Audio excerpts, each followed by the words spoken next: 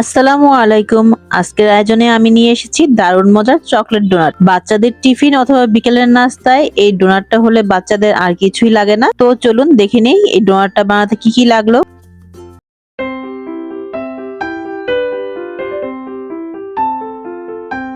প্রথমে আমি একটা বড় গামলা নিয়ে নিয়েছি। এর মধ্যে আমি এখন দিয়ে দিচ্ছি 3 কাপ পরিমাণ ময়দা আর দিয়ে দিচ্ছি স্বাদ মতো লবণ। এখন আমি দিব 2 টেবিল চামচ ইস্ট। এটা অ্যাক্টিভ ইস্ট, তাই এটা আলাদা করে ভিজানোর কোনো প্রয়োজন নেই।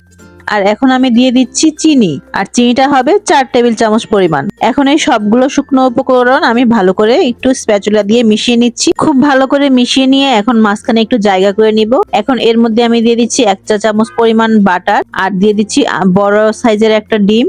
আর আমি এখানে 1.5 কাপ পরিমাণ গরম দুধ নিয়েছি। দুধটা হবে কুসুম গরম, একবার ধোয়া ওঠা গরম না, আবার ঠান্ডাও না। গরম দুধটা নেওয়া এই কারণেই যাতে ইস্টটা অ্যাক্টিভ হতে পারে। সম্পূর্ণ দুধটা আমি একবারেই দিব না, আমি প্রথমে কিছুটা দুধ দিয়ে তারপর ভালো করে মিশিয়ে নিব, এরপরে বাকি দুধটা দিব।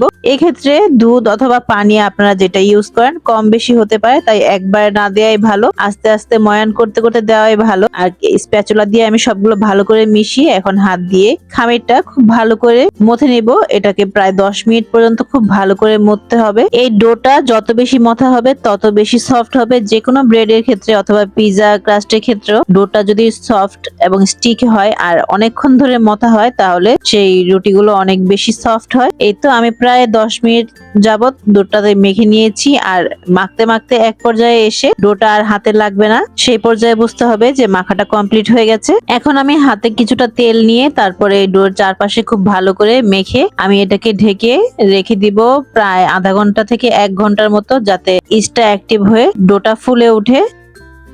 ফিরে এলাম 1 ঘন্টা পর।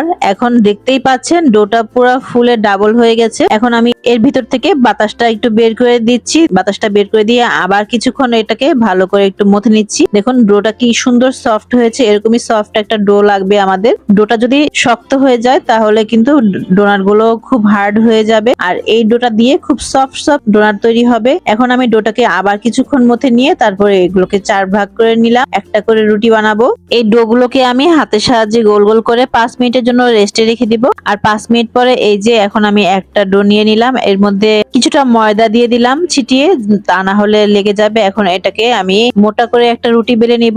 দেখুন রুটিটা হবে ঠিক এরকম। আপনারা চাইলে আরেকটু মোটাও করতে পারেন, সমস্যা নেই। এখন আমি এই রুটি থেকে গোল গোল করে ডোনাটের আকারে কেটে নিব। এখানে আপনারা কুকি কাটার ইউজ করতে পারেন, আর আমি কুকি কাটার না থাকলে যেভাবে কাটতে হয় সেটাই দেখিয়ে দিলাম। এখানে আমি একটা গোল বাটি নিয়ে নিয়েছি, আর এই বাটির সাহায্যে আমি গোল গোল করে কেটে নিয়েছি। আর এর মাঝখানে ডোনাটের শেপটা দেওয়ার জন্য এখন আমি একটা ওষুধের সিরাপের সাথে যে চামচগুলো থাকে কাপ চামচ, সেগুলো দিয়ে আমি কেটে নিচ্ছি। আর অবশ্যই এটা ব্যবহার করার আগে এগুলো খুব ভালো করে ধুয়ে নিতে হবে। এখন আমি গোল গোল করে ডোনাটের শেপ গুলো দিয়ে নিচ্ছি, আর এই সাইডের রুটিগুলো আমি উঠিয়ে নিচ্ছি। এগুলো দিয়ে আমি আবার রুটি বানাবো। আর এই তো এই অবস্থায় আমি একটা ট্রের মধ্যে এগুলোকে উঠিয়ে রাখছি। এইভাবে করে সবগুলো রুটি দিয়ে ডোনাটের শেপ দেওয়া হয়ে গেছে। এখন এগুলোকে আমি একটা পাতলা সুতি কাপড় দিয়ে ঢেকে 10 মিনিটের জন্য ঢেকে রেখে দিব।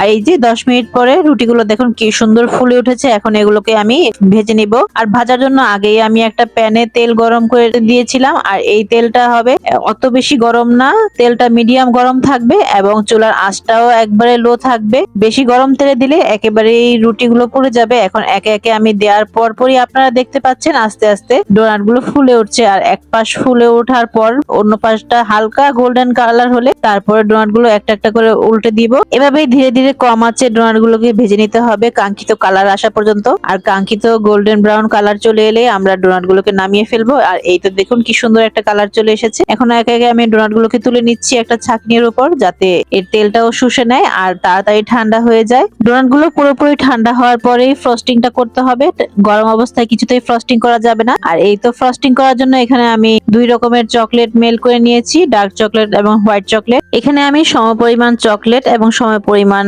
হুইপ ক্রিম একসাথে দিয়ে ওভেন 1 মিনিটের মতো গরম করে তারপরে ভালো করে মেল করে নিয়েছি। আর আপনারা যদি চকলেটটা হার্ড খেতে চান তখন হুইপ ক্রিম দেওয়ার কোনো প্রয়োজন পড়বে না, শুধুমাত্র চকলেটটা মেল করলেই হবে। আর এই তো ডোনাট গুলো সবগুলো ডোনাট খুব ভালোভাবে ঠান্ডা হয়ে গেছে। আমি এখন একে একে চকলেটের মধ্যে ডোনাট গুলো ডিপ করে নিচ্ছি। এখানে আমি হোয়াইট চকলেটের মধ্যে সামান্য একটু অরেঞ্জ ফুড কালার দিয়ে অরেঞ্জ কালার করে নিয়েছি। বাচ্চাদের দেখার সৌন্দর্যের জন্য, বাচ্চারা দেখে যা সুন্দর মনে হয় সেগুলোই খেতে পছন্দ করে। আর এখানে আমি হোয়াইট চকলেটটাও মেল করে নিয়েছিলাম। এখন একে একে আমি সবগুলো ডোনাটই চকলেটের মধ্যে ডিপ করে একটা প্লেটের উপর রেখে দিচ্ছি। সবগুলো ডোনাট চকলেটের মধ্যে ডিপ করে নিয়ে এখন আমি একটু ডিজাইন করে নিচ্ছি। এখন আমি এই হোয়াইট চকলেটের উপরে ডার্ক চকলেট দিয়ে একটু চামচ দিয়ে ডিজাইন করে নিচ্ছি, আবার ডার্ক চকলেটের উপরে হোয়াইট চকলেট দিয়ে ডিজাইন করে নিচ্ছি। এই ডিজাইনের কাজগুলো পাইপিং ব্যাগ দিয়ে করলে অনেক বেশি সুন্দর হয়, কিন্তু যাদের হাতের কাছে পাইপিং ব্যাগ নেই তারা কিভাবে করবেন সেই সুবিধার্থে আমি এভাবে দেখিয়ে দিচ্ছি। এই যে অরেঞ্জের উপরেও ডার্ক চকলেটের কালারটা কত সুন্দর লাগছে দেখতে পাচ্ছেন। এ তো হয়ে গেল সবগুলো ডোনাট বানানো। এখন এগুলোকে আধা ঘন্টার জন্য ফ্রিজে রেখে দিতে হবে যাতে চকলেট গুলো সেট হয়ে যায়। আর এই তো আধা ঘন্টা পর এই ডোনাটের লোকগুলো দেখুন কতটা সুন্দর ও লোভনীয় হয়েছে। বাচ্চাদের টিফিন অথবা বিকালের নাস্তায় তো এটা দিলে বাচ্চারা খুবই পছন্দ করে খাবে। আমি এই ডোনাট গুলো বানিয়েছিলাম আমার মেয়ের বার্থডেতে বাচ্চাদের জন্য। আলহামদুলিল্লাহ সব বাচ্চারাই অনেক পছন্দ করে খেয়েছে। তো আমার এই ভিডিওটি ভালো লাগলে চ্যানেলটি সাবস্ক্রাইব করে পাশেই থাকবেন। ভালো লাগলে লাইক কমেন্ট শেয়ার করে দিবেন। দেখা হবে আবার নতুন কোনো ভিডিওতে। আল্লাহ হাফেজ।